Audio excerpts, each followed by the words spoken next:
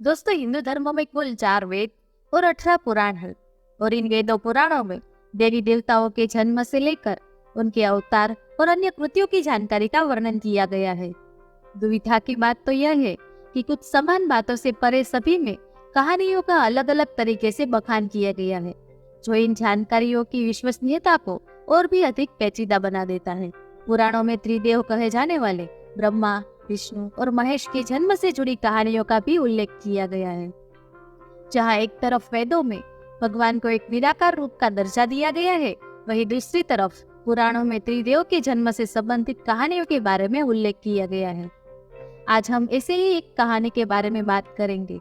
भोलेनाथ के जन्म से जुड़ी कई सारी कहानियां हमें पुराणों में पढ़ने को मिलती है। तो इस वीडियो में हम जानेंगे आखिर शिव जी का जन्म कब हुआ था और उनके जन्म के पीछे की वजह कौन सी थी। दोस्तों, विष्णु पुराण की कथाएं कहती है कि भगवान शिव का जन्म भगवान विष्णु के माथे से उत्पन्न हुए तेज से हुआ है। माथे के तेज से ही जन्मे होने के कारण भगवान शंकर सदैव योग मुद्रा में रहते हैं।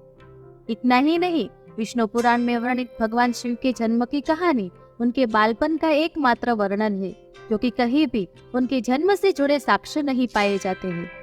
विष्णु पुराण में वर्णित भगवान शिव के जन्म की कहानी कुछ इस प्रकार है कि जब ब्रह्मा को जब सृष्टि की रचना के लिए एक बच्चे की जरूरत थी, अपनी इस इच्छा को पूरी करने के लिए उन्होंने कठोर तपस्या की।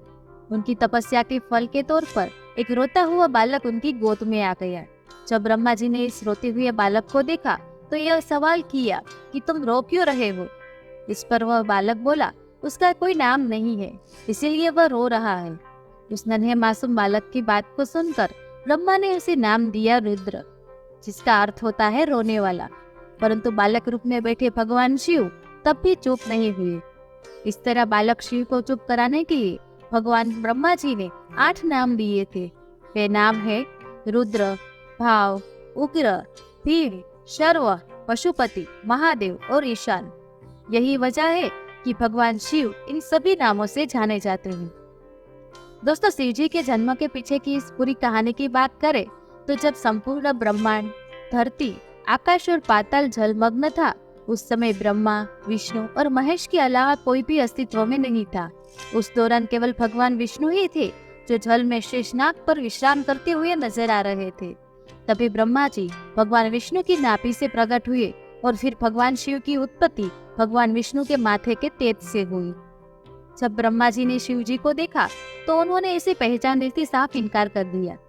ब्रह्मा के इनकार से भगवान विष्णु को यह भय सताने लगा कि कहीं शिव जी रूठ न जाए, जिस कारण उन्होंने ब्रह्मा जी को दिव्य दृष्टि प्रदान की, जिससे उन्हें शिव जी के बारे में स्मरण हो गया। सब कुछ स्मरण होते ही ब्रह्मा जी को अपनी गलती का आभास हुआ और उन्होंने शिव जी से माफी मांगी। साथ ही ब्रह्मा जी ने शिव जी से अपने पुत्र के रूप में जन्म लेने का आशीर्वाद भी मांगा।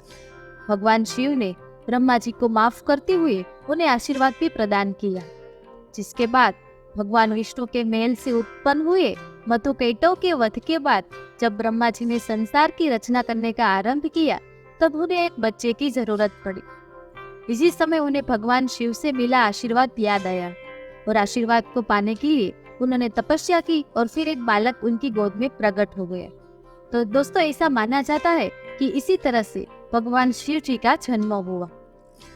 विष्णु पुराण की माने तो भगवान शिव जी के पिता ब्रह्मा जी थे, जिन्होंने शिव जी से अपने पुत्र के रूप में जन्म लेने का आशीर्वाद मांगा था। फिर समय आने पर सृष्टि के निर्माण के समय शिव जी ने ब्रह्मा जी के पुत्र के रूप में जन्म भी लिया था। दोस्तों, ऐसा भी माना जाता है कि भगवान शिव स्वयं इस संसार के गुरु हैं, जिन्होंने इस संसार में गुरु शिष्य की परंपरा का शुभारंभ किया था। हिंदू धार्मिक ग्रंथ कहते हैं कि ब्रह्मा जी और शिव जी इस संसार के सबसे पहले गुरु हैं। जहाँ ब्रह्मदेव ने अपने मानस पुत्रों को शिक्षा प्रदान की थी, वही भगवान शिव ने अपने 7 शिष्यों को शिक्षा प्रदान की थी। इन्हीं 7 शिष्यों को सप्त ऋषियों का दर्जा दिया गया है। दोस्तों, शिव पुराण में भगवान शिव की जन्म की कथा के अनुसार भगवान शिव का आदि और अंत से कोई संबंध नहीं है। वे काल और मृत्यु के चक्र से बिल्कुल परे हैं। शिव पुराण के अनुसार भगवान शिव स्वयंभू है। दोस्तों, इस कथा के अलावा एक और पौराणिक कथा भी प्रचलित है। जैसे बड़े बुजुर्ग बताते हैं, एक बार की बात है जब भगवान विष्णु और ब्रह्मा जी के बीच इस बात पर बहस छिड़ गई कि सबसे महान कौन है। इस बात को लेकर जब दोनों बहस कर रहे थे तो एक खंभे के रूप में महादेव उनके बीच में आ गए। वे दोनों इस रहस्य को समझ नहीं पाए और तभी अचानक एक आवाज आई जिसने कहा कि जो भी इस खंभे का छोर ढूंढ लेगा वही सबसे महान कहलाएगा। यह सुनते ही ब्रह्मा जी ने एक पक्षी का रूप लिया और खंभे का ऊपरी हिस्सा ढूंढने निकल गए। वही विष्णु जी ने वराह का रूप धारण किया और खंभे का अंत ढूंढने निकल गए। बहुत देर तक खोजने के बाद भी दोनों में से किसी को भी खंभे का छोर नहीं मिला और दोनों ने हार मान ली। इसके बाद भगवान शिव अपने असली रूप में आए और फिर भगवान विष्णु और ब्रह्मा जी ने भी मान लिया भगवान शिव ही सबसे महान और शक्तिशाली है।